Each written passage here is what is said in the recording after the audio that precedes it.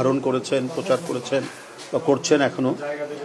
আমি শুধু এটুকুই বলতে চাই, 5 তারিখের পট পরিবর্তনের পর মানুষের মধ্যে যে আশা জেগে উঠেছে, সেই আশার বাস্তব প্রতিফলন হোক বাংলাদেশে, এবং এই বাস্তব প্রতিফলনের যে বাস্তব ভিত্তিক কর্মসূচির কথা বিএনপির ভারপ্রাপ্ত চেয়ারম্যান বলছেন, সেই কর্মসূচিগুলো বাস্তবায়নযোগ্য এবং একটি নানা দিক থেকেই পিছিয়ে পড়া একটি দেশ, বিজ্ঞান, প্রযুক্তি, অন্যান্য দিক থেকে আমি বলবো যে উন্নত বিশ্বের তুলনায় পিছিয়ে পড়া, কিন্তু উন্নয়নশীল দেশের মধ্যে ক্রমাগতভাবে তার যে নিজস্ব সম্পদ এবং মেধা দিয়ে এগিয়ে যাওয়া, সেটা বাংলাদেশের পক্ষে সম্ভব এবং সেইভাবেই এগিয়ে যেতে পারে। আমাদের যে মেধা এবং সম্পদ, সেটার যাতে সর্বোচ্চ ব্যবহার করে আমরা দ্রুত একটি সুখী সমৃদ্ধশালী দেশে পরিণত হতে পারি, বিএনপির ভারপ্রাপ্ত চেয়ারম্যান জনাব তারেক রহমানের সাম্প্রতিক প্রত্যেকটি বক্তব্যে সেটা সুস্পষ্টভাবে ফুটে উঠেছে। আপনারা জানেন যে এই দেশে কি ভয়াবহ রকম দলীয়করণ করা হয়েছে। বিচার বিভাগ, জনপ্রশাসন, পুলিশ সবকিছুই জনগণের মুখোমুখি করানো হয়েছে, এবং যার পরিণতি আমরা দেখেছি যে দলের প্রধানতম ব্যক্তি নয়, সেই দল সরকারে থাকা অবস্থায় সরকারের এবং দলের মন্ত্রী, প্রধানমন্ত্রী সহ প্রায় অনেকেই দেশ ছেড়ে পালিয়েছেন অথবা বিচারের মুখোমুখি হয়ে কাঠগড়ায় তাদেরকে দাঁড়াতে হচ্ছে। শুধু এখানেই শেষ নয়, আমরা এর আগের যে কোনো গণ অভ্যুত্থান বা পট পরিবর্তনে আমরা দেখেছি সরকারি প্রশাসনের উচ্চ পর্যায়ের ব্যক্তিরা তারা তাদের জায়গায় ঠিক থাকে, কিন্তু এবারে আমরা দেখেছি প্রশাসনের উচ্চ পর্যায়ের ব্যক্তিরাও দেশ ছেড়ে অনেকেই পালিয়েছেন বা এখন বিচারের মুখোমুখি হচ্ছেন। এই যে হওয়াটা, এটা কেন? কারণ গোটা রাষ্ট্রকে দলীয়করণ করা হয়েছে, গোটা জাতিকে আওয়ামী জমিদার তন্ত্রের কৃতদাসে পরিণত করার চেষ্টা করেছিলেন শেখ হাসিনা, যেটা এ দেশের যে হাজার বছরের ইতিহাস, সেই ইতিহাসের মানুষের যে সংগ্রামী চরিত্র, নিজেদের টিকে থাকার জন্য তাদের যে সংগ্রাম, তাদের যে যুদ্ধ, সেই ঐতিহ্যের ধারক বাহক তো আমরা এ জাতি। একে যে দীর্ঘদিন পদানত করা যায় না, কৃতদাসে পরিণত করা যায় না, সেই দৃষ্টান্ত বারবার এদেশের মানুষ দেখিয়েছে এবং 5ই আগস্টেও সেটা দেখেছে।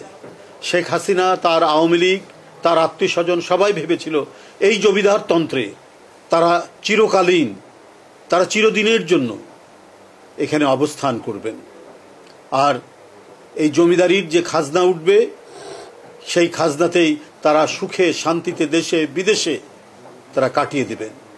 সেক্ষেত্রে যখন ইচ্ছে হবে কারো সম্পত্তি লুট করবেন, জনগণের টাকা আত্মসাৎ করবেন, টাকা পাচার করবেন, এবং বিদেশেও যাতে কয়েক প্রজন্ম ধরে সুখে শান্তিতে থাকা যায়, সেই ব্যবস্থা তারা করেছে। কিন্তু যখন সব পরিবর্তন ঘটে যায়, সেটা এই সমস্ত অন্ধ স্বৈরাচার বুঝতে পারে না, ফ্যাসিস্টরা বুঝতে পারে না। যখন হুড়মুড় করে পড়ে গেছে, তখন তারা দিশেহারা হয়েছে। তখনও উপলব্ধি হয়েছে কিনা আমি জানি না, কারণ এখনো আমরা যে বার্তাগুলো পাই বিভিন্ন দেশ থেকে, তারা যে কথাগুলো বলছেন, তারা তাদের হারানো লুটের রাজ্য ফিরে পাওয়ার জন্য এখনো বার্তা দিচ্ছেন সেখানে। তো যাই হোক, সাংবাদিক বন্ধুরা, আমরা 5ই আগস্টের পরে পরিবর্তন মানসিক অনেকখানি হয়েছে, যদিও আইন শৃঙ্খলা পরিস্থিতির তেমন একটা উন্নতি দেখা যাচ্ছে না। আপনার মব সংস্কৃতি বা মব বিশৃঙ্খলা কথা নতুন করে আমরা কথাটা উঠেছে এবং তার আমরা চাক্ষুষ প্রমাণ পাচ্ছি। এরপরেও কিন্তু বুদ্ধিজীবী মহলে, ছাত্র এবং পেশাজীবীদের মধ্যে আমাদের সংস্কৃতিতে একটা ধীর পরিবর্তনের আমরা সম্ভাবনা দেখছি। এটা আজকের যে পরিবর্তিত পরিস্থিতি, বৈশ্বিক যে উষ্ণায়ন, ওয়ার্মিং, এর জন্য যে এটা কতখানি জরুরি বিশ্বের সাথে, এবং বিশ্বের যে একটা বড় বিপদ এই উষ্ণায়নের ব্যাপারে যে তার যে চিন্তা, সেই চিন্তা তার এই নির্বাচনের পূর্বের বক্তব্যগুলোর মধ্যে আমরা প্রতিনিয়ত এর প্রতিফলন দেখছি। নবায়নযোগ্য জ্বালানি, আমরা যে কার্বন পুড়িয়ে যে জ্বালানি, সেটা আমাদের পরিবেশকে নষ্ট করছে। সেখানে কিভাবে পরিবেশকে সংরক্ষণ রেখে, পরিবেশকে টিকিয়ে রেখে, টেকসই রেখে যে নবায়নযোগ্য জ্বালানি, সেই জ্বালানির ব্যবস্থা করার কথা তিনি বলেছেন। এটার জন্য খুব বড় অর্থ এবং নানা ধরনের বড় বড় প্রযুক্তির দরকার নেই। আমাদের প্রযুক্তি আমাদের দেশের ছেলেরাই তারা তাদের মেধা দিয়ে সেটা অর্জন করবে, তাদের পড়াশোনার মধ্যে দিয়ে অর্জন করবে, এবং যে বক্তব্যগুলি তিনি প্রতিনিয়ত এখানে রাখছেন তার মধ্যে দিয়ে আমরা সেই প্রতিশ্রুতিগুলো আমরা পাচ্ছি। সাংবাদিক বন্ধুরা, আমাদেরকে এমন একটি রাজনৈতিক ব্যবস্থায় উপনীত হতে হবে যেখানে বিচার বিভাগ হবে স্বাধীন, কারো মুখাপেক্ষী নয়। আইনের শাসন থাকবে কোনো দলীয় শাসনের অধীনে নয়, এটা প্রকৃত অর্থেই আইনের শাসন থাকবে। এবং আরও যে অঙ্গীকারগুলো যেটা করেছেন, যেটা সত্যিকার অর্থেই আমাদের দেশে মানুষের চিন্তায় নতুনভাবে এটা কাজ করছে, যে দ্বিকক্ষ বিশিষ্ট আইনসভা এবং প্রধানমন্ত্রীর স্থায়িত্বকালের যে সর্বোচ্চ সময়সীমা, এসব বিষয়গুলো তার বক্তব্যের মধ্যে দিয়ে প্রতিনিয়ত প্রতি সময় তিনি বলছেন যে বিএনপি যদি ক্ষমতায় আসে তাহলে কোন কাজগুলো তিনি করবেন। সেই কাজগুলোর মধ্যে এই কথাগুলো তিনি বলেছেন। আপনারা জানেন যে এদেশে ক্ষমতার দ্বন্দ্ব এবং ক্ষমতা ধরে রেখে টিকিয়ে রাখার জন্য যে রক্তাক্ত পরিস্থিতি সৃষ্টি আমরা দেখেছি, সেইখানে এই যে কথাগুলো, প্রধানমন্ত্রীর স্থায়িত্বকাল এবং কতদিন একজন প্রধানমন্ত্রী থাকবেন, সে বিষয়টি তিনি স্পষ্ট করে এই কথাগুলো বলছেন। দ্বিকক্ষ বিশিষ্ট পার্লামেন্টের কথা বলছেন, আইনসভার কথা বলছেন। তো সবকিছু মিলিয়েই আমরা একটি উজ্জ্বল ভবিষ্যতের দিকে, আমরা যে নতুন যে আলোর দিগন্ত রেখা আমরা দেখতে পাচ্ছি, সেই দিগন্ত রেখার দিকে আমাদেরকে এগিয়ে যেতে হবে। কারণ চক্রান্ত তো আর থেমে থাকে না, ষড়যন্ত্র থেমে থাকে না। আমাদের এই সুস্থির এবং সাবলীল অগ্রযাত্রার পথে অনেক অন্তরায় তৈরি করতে পারে এবং তৈরি হচ্ছে।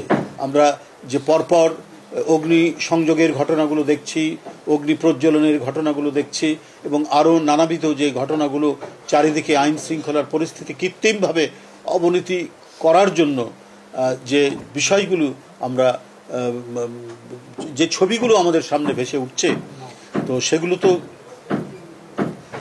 আমরা জানি যে আমাদের এই প্রক্রিয়াটাকে ব্যাহত করারই একটা প্রচেষ্টা। আমি যে কথাগুলো আপনাদের সামনে বলছিলাম, যে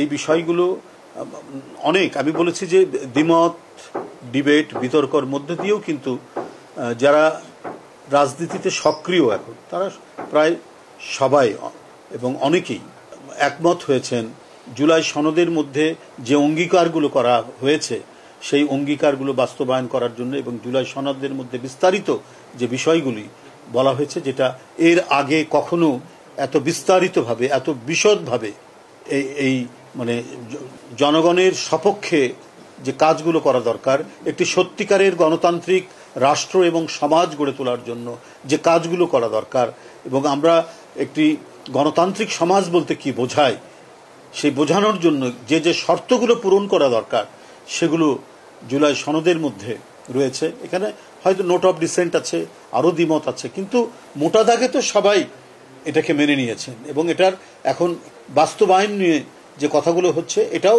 একটা সুরাহা হবে। তবে একবারই আমি আগেও বলেছি, পয়েন্ট অফ নো রিটার্ন যেন না থাকে। আমরা ক্রমাগতভাবে আলাপ আলোচনার মধ্যে দিয়েই আমাদেরকে এগিয়ে যেতে হবে, এবং একটা অবাধ সুষ্ঠু নির্বাচনের বিষয় আছে সামনে, এবং সব কিছুকেই আমাদেরকে সুস্থিরভাবে করে আমাদের যে প্রধান যে আমাদের অর্জন যে গণতন্ত্রকে আমাদের টেকসই করা এবং গণতন্ত্রের ধারাবাহিকতাকে অক্ষুণ্ণ রাখা। কোনো নির্বাচনে যাতে কেউ বলতে না পারে নির্বাচন কারচুপি হয়েছে বা নির্বাচনে অন্য কিছুর হস্তক্ষেপ হয়েছে। যে তত্ত্বাবধায়ক সরকার ব্যবস্থার কথা বলা হয়েছে, সেই তত্ত্বাবধায়ক সরকার অত্যন্ত দক্ষ সরকার হবে এবং তারা একেবারে নিরপেক্ষভাবে নির্বাচনগুলো পরিচালনা করবে।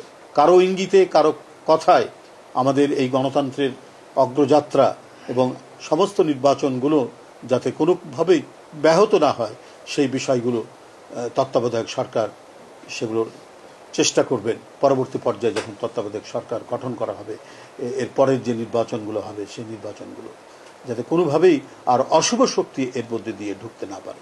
তো যাই হোক, এই বিষয়গুলোই আমি আপনাদের সামনে উপস্থাপন করলাম।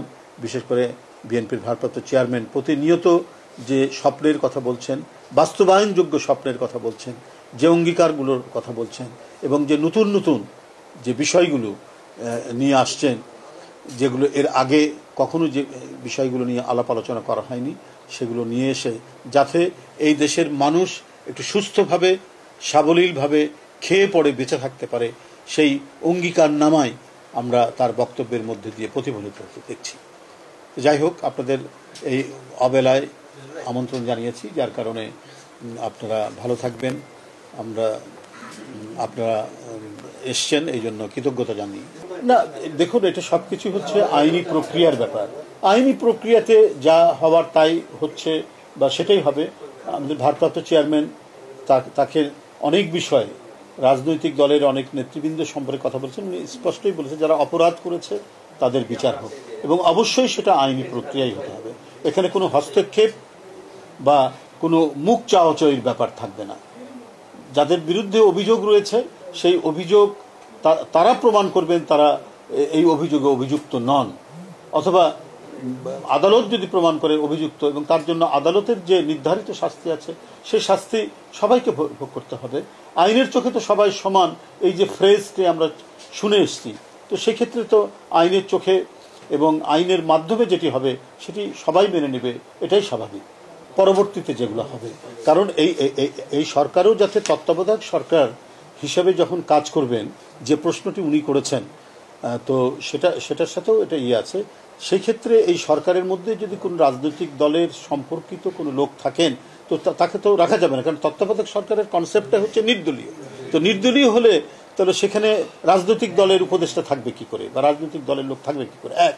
দুই নম্বর হচ্ছে, যে সমস্ত কর্মকর্তারা বিগত 15-16 বছর নানা ধরনের অপকর্মের সাথে জড়িত, ফ্যাসিস্টদেরকে রক্ষা করতে গিয়ে যারা বেআইনি কাজ করেছে, তাদেরকে প্রশাসনে রেখে তো অবাধ সুষ্ঠু নির্বাচন হবে না। এদেরকে চিহ্নিত করা, এবং চিহ্নিত করা মানে এটা তার লুকোনো লোক নন, তারা তো গোপনে থেকে করেননি, তারা তো প্রকাশ্যেই করেছেন অনেকে। আমি জানি ওই সময় যে 2-1 এসপি যখন একটা মিছিল হচ্ছে নোয়াখালীতে, আমি জানি মিছিল হচ্ছে, তো এসপি বলছেন ওখানে কর্তব্যরত পুলিশ অফিসারদেরকে যে আমি মিছিলের আওয়াজ পাচ্ছি, গুলির আওয়াজ পাচ্ছি না কেন, তার লোকদেরকে বলছেন। তো তাহলে এইরকম আরো অনেক প্রশাসনের লোকজন আছেন, তো তাদেরকে চিহ্নিত করে আইনের আওতায় আনা এবং তাদেরকে প্রশাসন থেকে সরানো, এটা না সরালে পরে তো অবাধ সুষ্ঠু নির্বাচন হবে না। কারণ এটা অন্তর্বর্তীকালীন সরকার, সে যখন নির্বাচনকালীন তত্ত্বাবধায়ক সরকারের রূপ নেবে, তখন তো তাকে তত্ত্বাবধায়ক সরকারের যে কনসেপ্ট, একেবারে নির্দলীয় নিরপেক্ষ যে কনসেপ্ট, সে কনসেপ্টে তাকে আসতে হবে, সেই বৈশিষ্ট্যে তাকে আসতে হবে। তখন এই কাজগুলো তাকে করতে হবে। তাহলে এই যে 16 বছর যারা ভোট দিতে পারেনি তাদের মধ্যে আস্থা ফিরে আসবে যে এই সরকার যথার্থই কাজ করছে।